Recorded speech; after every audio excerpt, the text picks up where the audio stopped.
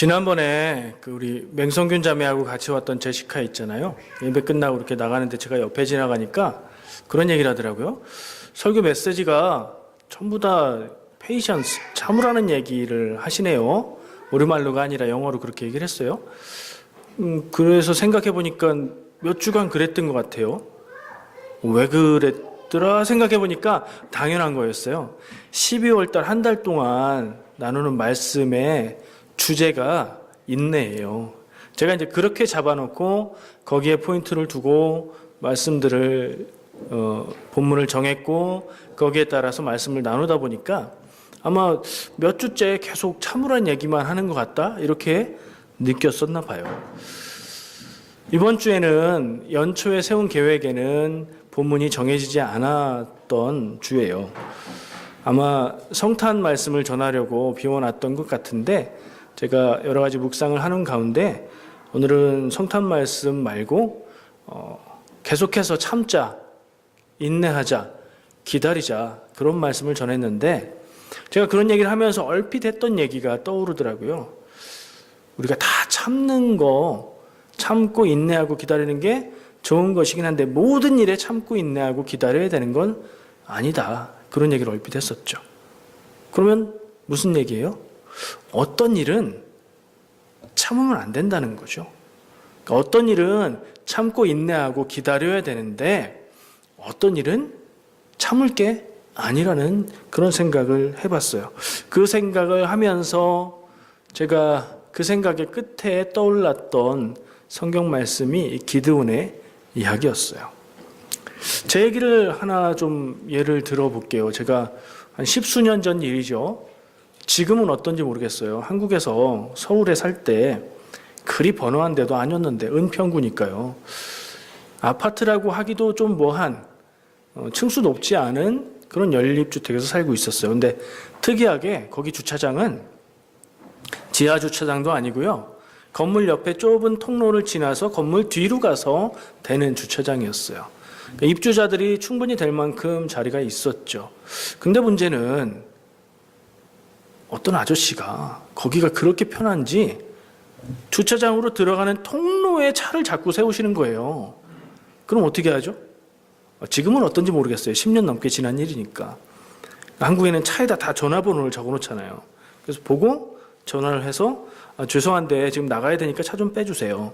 들어갈 때도 차 서 있으면 전화해서 죄송한데 들어가야 되니까 차 좀 빼주세요. 다시 나올 때 분명히 또 그 차가 있어요. 차 좀 빼주세요.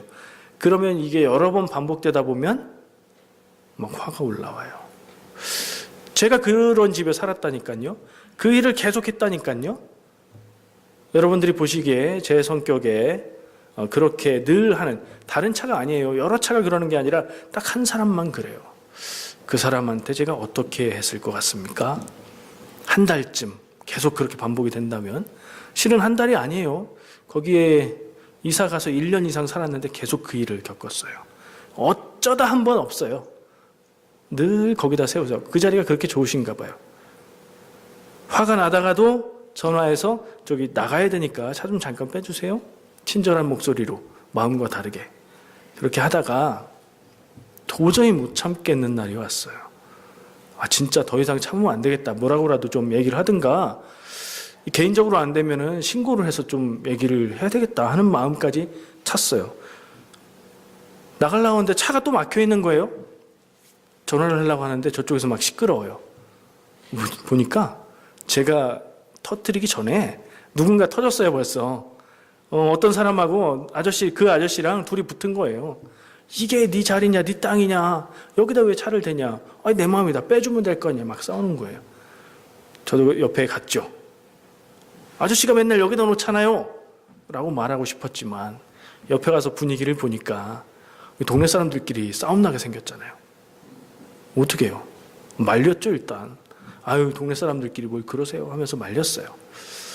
그런 입장이다 보니까 저도 마음에는 화가 가득 올라왔지만 그걸 표현 못했어요. 말리고 이쪽 말리고 저쪽 말리고 막 둘이 붙잡고 싸우려고 하니까 그 사이에 껴서 저도 좀 이렇게 밀리고 다치지는 않았지만 그랬는데 일단 정리가 되고 나서 그 차를 매번 거기다 세우던 그 아저씨가 저를 보더니 머리를 이렇게 긁으면서 미안해요 그러시더라고요. 제가 제 의지로 참은 건 아니에요. 근데 참을 수밖에 없는 상황이 돼서 진짜 못 참을 것 같은데 그때 참았어요. 여러분 생각에 그때 참기를 잘한 것 같으세요? 아니면 아니다, 그때 따끔하게 얘기를 했어야 된다, 이렇게 생각하세요? 잘 참았어요? 제가 그 동네 살았고 그 동네에서 걸어서도 오래 걸리지 않는 교회의 목사였다는 것을 아는지 모르는지 몰랐던 상황이긴 했어요. 잘 참은 건지 참지 말아야 될 걸 참은 건지 지금도 잘 모르겠어요. 근데 어쨌든 상황은 그랬어요. 여러분은 그런 일 혹시 없으세요? 그때 좀 참을 걸. 도저히 그때로서는 도저히 못 참겠고 이건 당연히 화내고 따져야 되는 일이라고 생각해서 그렇게 했는데 지나서 보니까 그때 괜히 그랬다, 이런 생각이 들 때 없으세요? 또 반대로 그때 내가 왜 참았지? 그건 참을 일이 아닌데 참고 지나도 아무런 유익이 없고 더 안 좋아지면 왜 참았을까? 나만 바보 됐잖아, 이런 생각할 때 없으세요? 살면서 다 겪는 일인 것 같아요. 그런 생각 해보면 참아야 되는 일은 우리가 끝까지 인내하고 참아야 되는 게 맞는데 안 참아야 되는 일, 참지 말아야 하는 일도 분명히 있는 것 같아요. 이런 생활 속의 사소한 일들은 그렇다 쳐도 중요한 일도 분명히 그런 게 있지 않을까요? 오늘 우리가 본문으로 읽은 성경 말씀은요, 사사기예요. 사사시대는 뭐가 없어요? 왕이 없어요. 왕이 없어서 자기 마음대로 하고 살았던 시대라고 얘기하고 있어요. 근데 전체 시기적으로 보면 이스라엘 백성이 이집트에서 나와서 광야를 떠돌다가 40여 년 만에, 그 광야 생활은 믿음의 훈련 기간이었다고 봐요. 그 기간을 거쳐서 가나안 땅에 들어가서 살기 시작해서 그때부터가 사사기예요, 사실은. 언제까지요? 왕이 세워질 때까지. 첫 번째 왕 사울 왕이 세워질 때까지 그게 사사기예요. 근데 그 전체의 흐름에서 볼 때 하나님 믿고 하나님 의지하고 사는 믿음의 훈련 40년을 거친 그 세대가 얼마나 지났는지 모를 그 사사시대에 어떻게 살았냐면요, 우상 숭배를 해서 그것이 죄가 되어서 하나님이 그 주변에 있던 다른 족속들, 다른 민족들을 통해서 이 이스라엘을 괴롭히고 압박하고 핍박하고 고난당하면서 사는 그런 얘기들이 계속해서 나와요. 얼마나 됐다고 기억하시죠? 모세가 가나안 땅을 앞두고 그가 죽기 전에 이스라엘 백성들 앞에서 정말 간곡한 말로 믿음을 당부해요. 그때 약속했어요. 하나님만 믿고 살겠다고.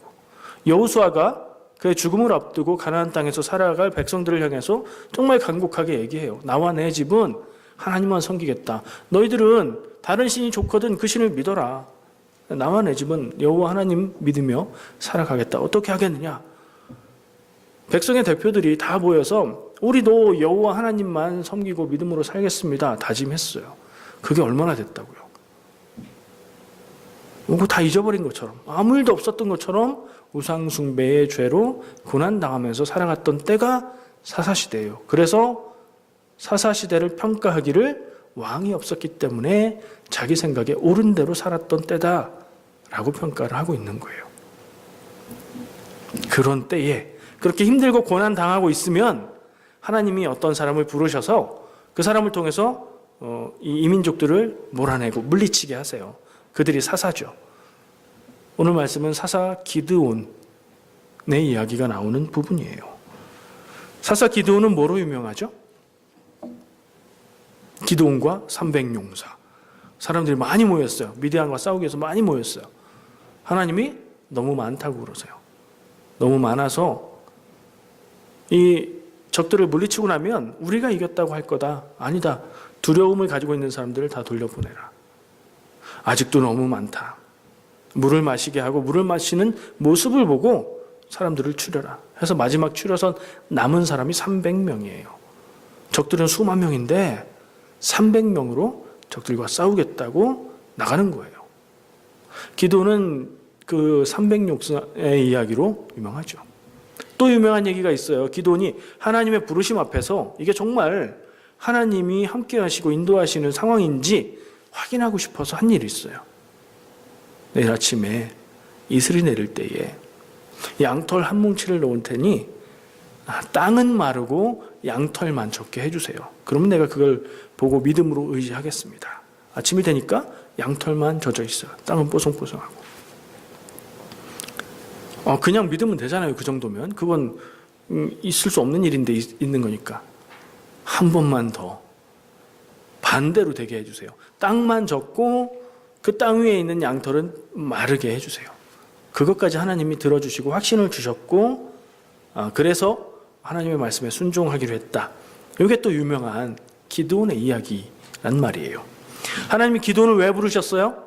이민족의 침임, 이민족의 압제로부터 하나님의 백성들을 구하고, 그게 본질이 아니라 믿음을 잃고 우상 숭배하는 잘못된 믿음을 다시 깨우쳐서 일으키기 위해서 하나님의 사람을 불러 세우시는 장면이에요. 기드온이 그렇게 부름을 받았어요. 그 기드온에게 첫 번째 임무가 주어집니다. 오늘 본문 말씀에서 읽은 거예요. 내용이 뭐였죠? 바알의 신상을 파괴하고 바알의 제단을 파괴하고 아세라의 신상을 부숴라. 그래서 그 아세라 신상을 부순 나무로 하나님께 제단을 만들고 그 나무를 태워서 하나님께 제물을 드려라. 첫 번째 미션이에요. 기도를 부르시고 나서 믿음을 주는 그런 모든 요구에 다 응답을 주시고 나서 첫 번째 미션. 바알의 제단과 아세라 신상을 파괴하라. 근데 그 바알의 제단과 아세라 신상을 누가 관리하냐면 기드온의 아버지가 관리하는 거예요. 아버지가 그 우상의 제사장인가? 그렇지는 않은 것 같아요. 내용에 명확하게 나와 있지는 않지만 아마도 보통 짐작하기를 그 아버지가 그 지역에서 그 성에서 바알과 아세라 그 제단과 신상을 관리하는 역할을 맡았지 않나 그렇게들 이해를 하더라고요. 그런 상황인데 그 아들 기드온에게 그것을 파괴하라는 임무가 주어졌어요. 말씀 기억하시죠? 그래서 기드온이 어떻게 했어요? 파괴했어요. 그리고 하나님께 말씀하신 대로 제물을 드리는 제사를 했어요. 근데 언제 했다고 그랬죠? 밤에. 왜 밤에 했다고 그러죠? 무서워서, 두려워서. 뭐가 무서워서요? 사람들이 무서워서. 어떤 사람들이 무서워서요? 자기 아버지의 가문과 사람들이 무서워서. 그 사람들은 누구예요? 이스라엘 사람들이에요. 자기 동족들이에요. 여기서부터 좀 느낌이 이상하지 않으세요? 지금 기드온이 하나님의 부름받은 사사로 적으로 삼고 싸우고 두려워해야 될 대상은 미디안 족속이나 다른 족속들이죠. 이방 족속들이어야 말이 되는 것 같은데 하나님이 기드온을 부르셨고 첫 번째 임무로 주신 우상 파괴의 임무를 하는데 두려워서 밤에 했는데 누굴 두려워했냐? 집안의 사람들과 동네 사람들을 두려워서 밤에 몰래 했다는 거예요. 듣고 보니까 좀 그렇죠. 무슨 얘기예요? 집안의 사람들과 동네 사람들이 이 바알과 아세라 섬기는 일을 끔찍히 여기고 중요하게 여기고 그러고 있다는 얘기죠. 당연하죠. 우상숭배를 하고 있으니까. 근데 여러분 그 우상숭배가 어떤 우상숭배일까요? 어떤 신을 섬기느냐는 얘기가 아니라 그들의 모습이 어땠을까요? 하나님 앞에 제사하고 하나님 믿는 믿음을 고백하고 율법을 지키고 이거 다 버리고 바알과 아세라만 섬기고 있었을까요? 아니에요. 하나님 앞에 제물 드리고 제사하는 거 하고 율법도 지키고 거기에다 엑스트라로 플러스 바알과 아세라도 섬긴 거예요. 뭐가 더 나쁘다고 생각하세요? 하나님 버리고 우상 숭배하면 그게 더 나쁜가요? 하나님도 섬기고 우상도 섬기면 그게 더 나쁜가요? 간단하게 예를 들어볼까요? 사귀다가 헤어지자 하고 떠나는 사람이 나빠요? 아니면 사귀다가 아무 말도 없이 양다리 걸치고 다른 사람을 또 사귀는 게 더 나빠요? 단순하죠? 연애하면서 절대 금물인 게 있다면 도덕적으로 안 되는 누가 뭐래도 네가 잘못했네 라고 말할 수 있는 게 있다면 양다리예요. 이스라엘 백성의 우상 숭배는 하나님을 버리고 우상을 믿은 게 아니라 하나님 앞에 제물도 드리고 하나님도 믿고 다른 우상도 믿은 영적인 양다리였어요. 왜 그랬을까요? 제가 전에 언급했던 적이 있어요. 가나안 땅에 들어가서 이 돌아다니면서 살던 유목민들이 농사를 짓기 시작했어요. 농사를 짓다 보니까 비가 오고 안 오고 날씨가 좋고 안 좋고 물이 있고 없고 뭐 이런 거에 따라서 농사가 왔다 갔다 하는 거예요. 그게 기후가 좋으면 농사가 잘 되고 기후가 안 좋으면 먹을 게 없고, 그럼 어떻게 해요? 신에게 정성을 다해서 제물을 드려야 되겠다. 그 신이 누구였던 거예요? 바알, 아세라, 다른 기타 등등. 왜요? 농경의 신이니까. 그 신들이. 무슨 의미죠? 우리의 신은 하나님이다. 하나님만이 유일하신 신이고 진정한 신이고 하나님의 뜻만 따르는 게 우리의 삶이다 하는 믿음을 가진 게 아니라, 우리를 이끌어 오시고 전쟁에 이기게 하시고 이 땅을 우리에게 주신 분은 하나님. 근데 이 땅에서 살아가는데 이 땅에서 농사를 잘 되게 하는 신은 바알과 아세라. 그러니 하나님도 섬겨야 되고 바알과 아세라도 섬겨야 되는 거예요. 그걸 저는 영적인 양다리라고 표현했고요. 성경에서 하나님은 그런 우상 숭배를 음란하다고 말씀하셨어요. 성경에서 음란하다는 얘기는 성적인 타락을 이야기하기도 하지만, 하나님이 우상 숭배를 음란하다고 얘기했을 때는 나를 버리고 다른 데 가느냐가 아니라 나에게도 제사하면서 다른 신들에게도 제사하는 그 가증한 더러운 음란한 모습으로 나에게 나오는구나, 그런 의미거든요. 충분히 이해가 되시죠? 애인이 있는데 이게 감히 나를 놔두고 나에게 비밀로 하고 다른 남자, 다른 여자를 만나요. 양다리. 내가 정말 좋아하는 사람이 아니에요. 지가 나를 좋다고 따라왔어요. 근데 그런 일을 해요. 그럼 어떻게 해야 마땅하죠? 엄벌을 내려야죠. 성경은 그래서 그들이 받은 벌이 이민족의 침략과 압제를 받은 것이라고 이야기를 하는 거예요.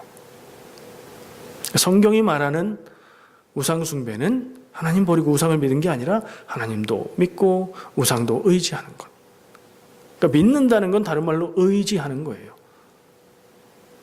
하나님도 의지하고 우상도 의지하고. 뭐예요? 이게 정말 믿음일까요? 양다리가 정말 사랑일까요? 아니요. 양다리는 그 누구도 사랑하지 않는 거예요. 자기 편한 대로 자기 좋은 대로 하는 거예요. 우상 숭배는요, 하나님을 제대로 믿고 우상한테는 보험 들듯 제물 드리나요? 아니, 하나님도 안 믿는 거고 우상도 안 믿는 거예요. 자기 필요한 대로, 자기 필요에 따라서 자기 만족을 채우면 그것으로 된 거예요. 그런 믿음이에요. 그때 그 사람들은 그런 삶을 살았어요. 근데 이런 우상 숭배가 그때 그 사람들한테만 있었던 게 아니에요. 왕조 시대가 됐다고 왕이 세워졌고 나라의 질서가 세워지고 율법이 세워지고 성전이 세워지고 뭐 이랬다고 해서 그들이 달라졌을까요? 모습은 좀 달라졌지만 크게 달라지지 않았어요. 그러다가 멸망합니다. 북이스라엘이 멸망하고 남유다가 멸망해요. 멸망하면 자기들을 돌아보면서 믿음이 옳았던가, 우리가 왜 이렇게 됐던가 반성을 했겠죠. 그러면 그들이 달라졌을까요? 아니요, 안 달라졌어요. 예수님 당시에 봐도 똑같다는 걸 알 수 있어요. 예수님이 하시는 말씀을 기억할 수 있기 때문이에요. 하나님과 재물을 겸하여 섬길 수 없다. 왜 얘기하셨을까요? 하나님도 섬기고 재물도 섬길 수 있다고 생각하면서 혹은 그런 모습으로 사는 사람들이 있기 때문이었겠죠. 무엇 먼저 해야 됐을까요? 다시 아까의 상황으로 돌아가요. 기드온이 하나님의 부름을 받고 하나님의 부른 자로 사사로 임무를 받아요. 근데 하나님이 주신 첫 번째 임무는 우상 파괴였어요. 지금 제가 양다리 같은 그런 우상 숭배라고 얘기했던 그 우상을 파괴하는 게 첫 번째 임무였던 거예요. 근데 사실 그때 급박한 것은 이민족의 세력을 몰아내는 게 목적이고 더 급한 것일 수도 있죠. 무엇이 더 중요할까요? 우상을 이스라엘 백성들의, 하나님의 백성들의 삶에서 깨쳐 없애는 것이 더 중요할까요? 아니면 당장 현실적으로 그들의 삶과 생명을 위협하는 적을 몰아내는 게 더 중요할까요? 제가 뭐라고 할 것 같으세요? 제가 말하는 답을 눈치를 채셨으면 벌써 저에 대해서 많은 것을, 제 메시지에 대해서 많은 것을 아는 건데, 두 가지 다 중요해요. 믿음의 본질을 지키는 것도 중요한 것이요, 삶의 현실에 구원받는 것도 중요한 거예요. 그럼 질문을 바꿔볼게요. 뭐가 더 본질적인 것일까요? 뭐가 더 먼저일까요? 성경은 말합니다. 우상 숭배의 죄로 하나님의 백성들이 고난을 당하게 되었다. 그럼 본질의 문제에 있어서는 우상 숭배의 죄가 더 먼저인 거지요. 그렇죠? 그들에게서 적들을 몰아내서 그들의 삶을 위협하는 대적 세력들이 없어진다면 이 우상 숭배 문제가 해결될까요? 아니잖아요. 그건 그대로 있는 거죠. 그런데 우상 숭배 문제를 해결하고 나면 그것으로 인해서 나타났던 삶의 고난들은 해결되겠죠. 그게 원인이니까, 더 본질적이니까. 다르게 생각할 수도 있을 거예요. 둘 다 중요한데 순서가 좀 바뀌면 어떠냐? 일단 적부터 몰아내고 그리고 말씀으로 믿음을 다시 세우면 되지 라고 말할 수도 있고 그렇게 할 수도 있어요. 근데 오늘 말씀을 잘 보면 우상을 파괴하라는 그 명령은 하나님에 의해서 주어지는 명령이에요. 그러니까 이 상황에서 기드온에게 주신 하나님의 뜻은 우상 파괴가 먼저라는 거예요. 그것이 더 근본이기 때문이었고 이 상황에서는 그게 더 맞는 거였기 때문이죠. 얼핏 보면요, 이게 다른 문제로 느껴질 수도 있어요. 우상 숭배의 문제, 우상의 제단이 있고 우상을 세워놓고 그것들을 정말 정성껏 모시고 있는 그런 현상, 그건 잘못된 거고 죄지요. 그 문제가 있고 이 민족이 쳐들어와서 우리의 곡식을 뺏어가고 우리의 식량을 다 빼앗아가고 이러는 문제가 따로따로일 수도 있어요. 그렇게 볼 수도 있어요. 근데 성경은 사사기를 기록한 그 눈은 이게 다른 문제가 아니다. 이게 하나의 문제다. 이게 원인이고 이게 결과다. 그래서 이 원인을 먼저 해결해야 된다라고 얘기해주고 있는 거예요. 여러분들 살다 보면 그런 경험을 하실 거예요. 괜찮고 기분 좋고 일 잘 되고 그럴 때도 있지만 그럴 때 있잖아요. 어려운 일이 닥치면 그 일 하나만 감당하면 그래도 할 수 있겠는데 어려운 일이 닥쳐올 때 뭐라고 하죠? 설상가상. 눈이 왔는데 그 위에 서리가 또 내리는 것처럼 어려운 일들이 꼬리에 꼬리를 물고 나를 정신 못 차리게 나에게 도전해 올 때가 있어요. 이 일 때문에 고민하고 있는데 여기서 빵 터지고 저기서 빵 터지고 이 일이 꼬이고 저 일이 꼬이고 나 그냥 이 문제만으로도 너무 힘든데 너까지 왜 그래? 라는 말이 이렇게 나올 정도로 문제들이 나만 괴롭히는 것 같을 때가 있어요. 그때 어떻게 해야 될까요? 이스라엘에게 두 가지 문제가 있었어요. 좀 전에 얘기한. 그 두 가지 문제는 결국엔 한 가지 문제였어요. 어쩌면 우리 삶에 한순간에 다가오는 많은 문제들, 도대체 왜 이럴까? 라고 생각되는 그런 문제들. 그래서 내 정신력이, 내 마음이 견딜 수가 없어서 무엇부터 해결해야 될지 모르겠고 아무것도 못하겠을 그 순간 우리는 이 상황을 생각해야 될 필요가 있을 수도 있어요. 실뭉치가 꼬였어요. 실이 꼬여 있어요. 그럼 어떻게 그걸 풀죠? 어떤 사람은 그걸 칼로 잘라서 풀었다고도 하는데 자르지 않고 푸는 방법은요? 뭘 찾아야 돼요? 실의 끝을 먼저 찾아야죠. 그래서 거기에서부터 풀어가야죠. 그 실의 끝을 뭐라고 그래요? 그래서 실마리라고 하잖아요. 일이 꼬이면 그 일을 풀 수 있는 실마리를 찾아서 푸는 게 상식이죠. 무엇이 문제인지를 정확하게 찾아서 나에게 다가오는 이 많은 문제들이 있는데 그것들이 어쩌면 하나의 문제 때문이라고 생각했을 때 가장 근본적인 내 삶의 지금 문제는 무엇일까? 그 실마리를 찾아서 하나하나 풀다 보면 여러 가지 문제였던 것처럼 보였던 것들이 다 풀려질 수도 있어요.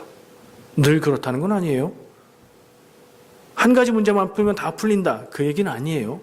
어쩌면 여러 가지 문제들이 하나의 문제일 수도 있다는 거죠. 오늘 이 기도원의 상황에서 그런 생각을 해보게 됐어요. 12월 한 달간 인내를 가지고 얘기했어요. 인내하자였죠. 믿음으로 인내하자. 고난이 닥쳐와도 믿음의 훈련으로 여기고 인내하자. 끝까지 견디는 자는 구원을 받는다. 믿음을 지키는 삶을 포기하지 말고 끝까지 견디자. 이런 얘기였는데 오늘은 반대로 한번 생각해 본 거예요. 우리가 참지 말아야 될 게 있으면 그게 뭘까? 내 가야 할 길을, 내 집 앞에 주차해 놓은 사람을 참지 말아야 될 게 아니라 더 중요한 것, 내 삶에 근본적으로 내 삶 속에 있게 허용하면 안 되는 그런 게 있다면 뭘까? 뭐 같으세요? 지난주에 그런 표현을 했었죠. 끝까지 참으면 뭐라고 그랬죠? 참다가 끝난다. 어떤 일은 그런 일이 있다는 거예요. 좋아지는 게 아니라 안 좋은 상태로 그냥 끝나버릴 수 있는 일이 있다는 거죠. 그리스도인은 모든 것을 참으면 그걸로 되는 걸까 하는 질문에서 시작된 대답이에요. 참지 말아야 될 것이 있다면, 내 인생, 내 삶 속에 남아있도록 허용하면 안 되는 것이 있다면 뭘까? 사람들은 농담으로 이런 얘기를 합니다. 불의를 보면 어렵지 않게 참고, 옳은 일도 손해볼 것 같으면 피하고, 남의 일은 강 건너 불 구경하듯이 살아야 평안하게 살 수 있다. 내가 손해보는 것 같은 일은 절대로 손톱만큼도 양보하면 안 된다. 뭐 이런 얘기들, 이런 생각들을 하면서 살아요. 우리는 그렇게 살아도 될까요? 성도, 거룩한 사람들, 하나님의 백성들, 하나님의 뜻에 따라서 예수님의 십자가 죽으심의 값으로 구원받은 우리는 옳은 것을 알면서도 그렇지 않게 살아가는 것들을 그냥 보고 놔두고 내 삶만 평안하면 그만이지 하고 살아도 되는 걸까요? 세상의 정의, 옳은 길, 그걸 따라서 100% 순수하게 그 길을 따라 사는 사람이 얼마나 되겠습니까? 그 길을 따라가면 어떻게 되는지 우리는 잘 알고 있어요. 지금 현실에서 정말 하나님의 뜻을 100% 따라서 순종하고 그것을 절대 굽히지 않고 참지 않고 살아간다면 어떻게 될까요? 어쩌면 예수님의 십자가 죽으신 것 같은 고난의 길을 가게 될지도 몰라요. 그래서 우리는 그것을 두려워하고 그것을 참아요. 남들 다 그렇게 살고 그렇게 살아도 하나님은 이해하실 거야. 세상이 그런데 어떻게 해? 어떻게 해야 될까요, 정말? 말로는 하나님의 뜻을 따라 살아야 된다. 하나님의 뜻에 옳은 대로 살아야 되고 거기에 맞지 않는 것에 대해서는 아니라고 말해야 된다. 이렇게 하기 쉬운데 정말 그렇게 살기 쉬워요? 어렵죠. 정치 권력이 한국에 혹은 캐나다에 정치 권력이 막 비리 막 저지르고 자기들 이속만 채우고 하면 안 되는 일들 막 하고 그러고 있으면 어떻게 해야 될까요? 백성들은, 국민들은 시위하고 그러면 정권 반대 운동 막 이런 거 하죠. 그런 상황일 때 기독교인들은 어떻게 해야 될까요? 앞장서서 그들보다 더 강경하게 막 잘못된 걸 지적하고 하나님의 뜻에 비추어서 얘기하고 그래야 될까요? 아니면 그냥 조용히 기도만 하는 것으로 충분할까요?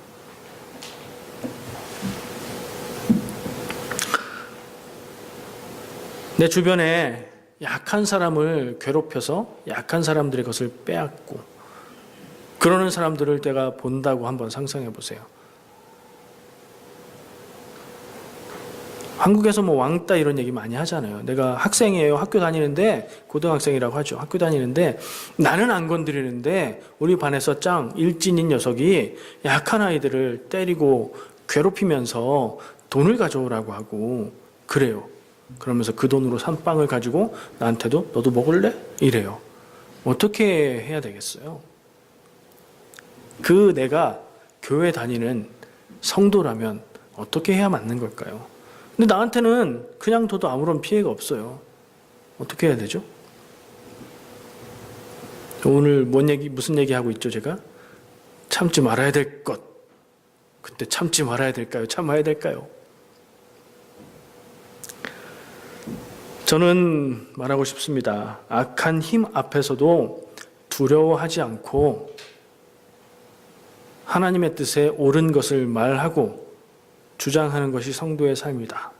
그렇게 말하고 싶어요. 그러나 그건 뭐 원칙적인 이야기지 판단은 각각 다를 거예요. 그래서 그걸 뭐 구체적인 예를 들면서 이래야 됩니다. 이런 얘기는 못 하겠어요.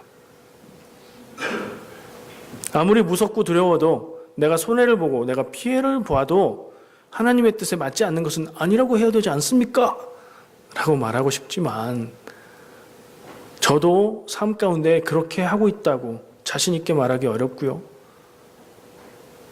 사람마다 기준이 다를 테니 그건 모르겠어요. 근데 오늘 단호하게 말할 수 있는 건 있어요. 정말 우리가 참지 말아야 될 게 있다면 무엇일까? 아니라고, 노라고 말해야 되는 것이 있다면 무엇일까? 정말 이거는 양보할 수 없는 거예요. 이건 우리의 내면의 문제입니다. 내 안의 문제니까 뭐 내가 결단하고 단호하게 하면 할 수 있는 거예요. 믿음의 문제고 죄의 문제예요. 아까 이스라엘 사람들의 우상 숭배 얘기를 그냥 한 게 아니에요. 괜히 한 게 아니에요. 역사 속에서도 교회 안에서도 계속되어 온 그 우상 숭배, 음란한 죄, 하나님과 다른 것을 동시에 믿고 섬기고 의지하고 하는 그거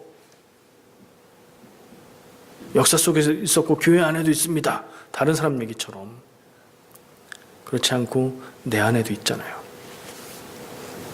하나님 믿고 예수님 믿고 믿음을 고백하고 믿음대로 살 수 있는 능력을 주세요. 기도도 하지만 그 하나님의 뜻에 맞지 않는 일들을 우리가 철저하게 배격하고 내 삶에 죄로 여겨지는 부분들이 있는 것을 내가 참지 않고 그렇게 살아가고 있나요? 유독 왜 그런 문제들에 대해서는 그렇게 연약하고 원만하고 타협하고 융통성 있는 모습을 거기에만 적용을 하고 있을까요?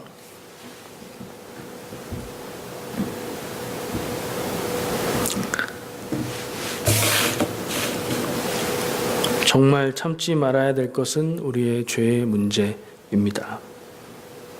내 안에 그런 죄를 허용해서 괜찮다고 생각하고 살아가는 마음이 있다면 우리는 그것부터 해결해야 될 줄 믿습니다. 아까 얘기했던 말씀이죠. 마태복음 6장 24절 말씀.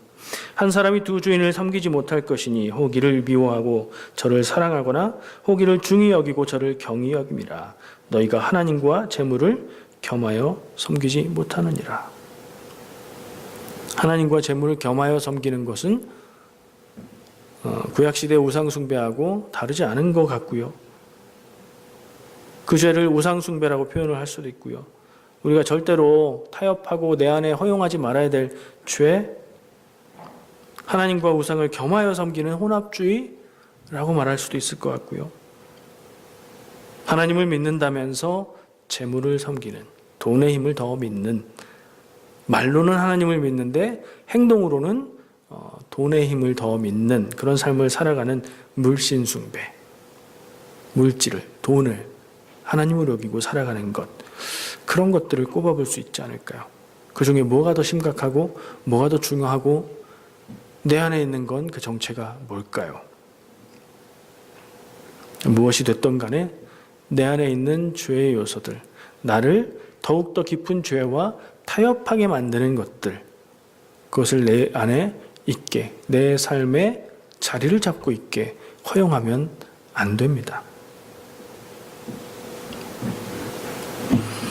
하나님을 온전히 믿고 따르며 하나님의 뜻을 구하고 그 뜻에 따라 살아가는 게 그리스도인의 삶이에요.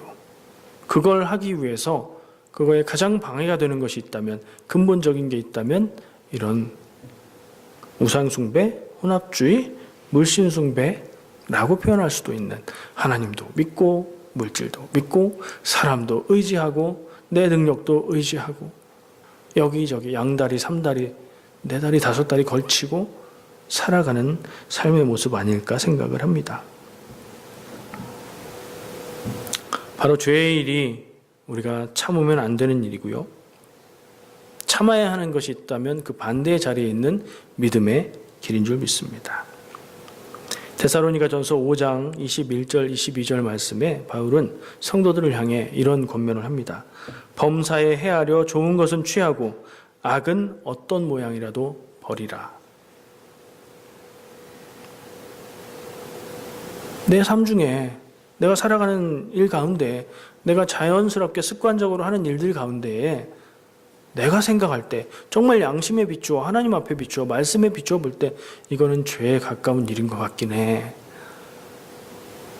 근데 난 이것까지 다 포기하지 못하겠어. 이 정도는 내가 아직 털어버릴 그런 훌륭한 믿음이 있는 사람이 아니잖아. 나는 믿음이 연약하고 부족하잖아. 아직은. 아니요, 반대예요. 그걸 털어버리지 못해서 믿음이 연약하고 아직은 그런 거예요. 내 수준이 그래서 그걸 해도 되는 게 아니라 그걸 두고 있기 때문에 연약한 거예요. 하나님은 죄를 용납하지 못하시는 분이에요. 성경 말씀에 보면 예수님이 십자가상에서 정말 고통스러워 하시는데 그 부분의 말씀을 가만히 보면 죄를 지어야 하는 부분, 예수님이 세상 모든 사람들의 죄를 대신 지어야 하는 부분 때문에 고통스러워하고 있다는 암시가 있어요. 하나님은 죄를 용납하는 분이 아니고 죄와 함께 할 수 있는 분이 아니고 죄를 가지고는 하나님 앞에 나갈 수가 없어요. 그래서 아담과 하와가 하나님 앞에 불순종의 죄를 지었을 때 숨은 거예요. 우리 안에 죄가 있으면 하나님 앞에 나가지 못해요. 하나님과 가까워지지 못해요. 죄가 내 안에 쌓여있는 만큼 하나님에게서 멀어져요. 본질적으로는 영적으로는 그런데 교회 다니면서 하나님이 주시는 복도 받고 싶어서 아닌 것처럼 이걸로 덮고 저걸로 덮고 내 죄의 부분들을 덮어서 안 보이면 없는 것처럼 그렇게 살아가는 경우가 얼마나 많은지 모르겠습니다. 나밖에 모르고 살아가는 것, 나만 알고 살아가는 것 똑같은 죄라고 생각합니다. 우상숭배, 물신숭배, 그 본질은 이기주의예요. 나 밖에는 관계없어. 나만 복받기 원하고 내 자녀만 잘되기 원하고 내 자녀의 앞날을 위해서만 기도하는 마음, 열심히 기도하면 믿음이 좋아. 아니고요. 나만 알고 내 가족만 알고 우리만 아는 것은 하나님의 뜻에 맞지 않는 것. 그게 죄의 길, 죄의 유혹에 넘어갈 수밖에 없는 우리 안의 연약함이라고 생각을 합니다. 왜냐하면 하나님의 뜻은 나그네와 고아와 과부, 약한 자를 돌보고 보호하라고 말씀하고 있기 때문입니다. 내 일만 중요하고 남의 일은 상관없는 것은 성도의 삶이 아닙니다. 우리가 온전한 하나님의 자녀, 성도의 삶을 살아가겠다고 다짐도 하고 그렇게 살 능력을 달라고 기도도 하지요. 그러면서 이런 것들을 내 삶 가운데에 남겨두고 있다면 말이 안 되는 상황인 거예요. 오늘 한번 돌아보았으면 좋겠습니다. 물론 제가 여러분들을 어떻게 평가를 하고 판단하려는 의도는 아니에요. 스스로 하나님 앞에, 말씀 앞에 비추어 보시기 바랍니다. 내 살아온 시간들을 돌아봅시다. 내가 하나님이 사랑하시는 사람들, 연약하고 약하고 가진 것 없고 어리석어서 하나님이 더 아파하는 약한 손가락 같은 그런 사람들을, 그런 이웃들을 그냥 버려두고 내 유익만 구하고 살았는지, 아니면 그들을 볼 때 하나님처럼 내 마음이 아프고 내가 움직여지는 그런 삶을 살고 있었는지 돌아봐야 되겠습니다. 성탄절을 앞두고 있습니다. 성탄절은 예수님 나신 날을 기억하는 날이에요. 하나님은, 예수님은 이 죄의 삶을 참지 않으십니다. 하나님의 뜻에 따라 사는 것을 하지 못하는 우리, 그게 인간인데 우리를 구원하시기 위해서 예수님이 이 땅에 나셨고 십자가에 죽으셨고 그 죽으심에 순종하셨고 하나님은 그런 우리를 구원하시기 위해서 그런 일들을 하신 줄 믿습니다. 그래서 그렇기 때문에 예수님이 태어나심이 귀하고 감사하고 기쁜 일인 줄 믿습니다. 예. 분위기를 너무 무겁게 하는 말씀을 전한 것 같은데 한편으로는 그렇게 진지하게 우리의 삶을 돌아보고 또 한편으로는 내가 다 할 수 없는 일을 하나님이 그렇게 해 주셨기에 감사하고 기쁜 그런 삶을 사시기를 축복합니다. 기도하겠습니다. 사랑과 은혜 하나님, 하나님은 죄를 허용치 않으시고 그러나 사랑이 크고 크셔서 우리를 위해 구원의 길을 열어주신 것을 감사하며 믿고 고백합니다. 그래서 예수님이 이 땅에 나신 것을 귀하고 감사하게 여깁니다. 오늘 그 기쁨을 함께 나누고 그 의미를 깊이 생각하고 우리의 모습을 돌아보는 시간 되게 하여 주시옵소서. 예수님의 이름으로 기도합니다. 아멘.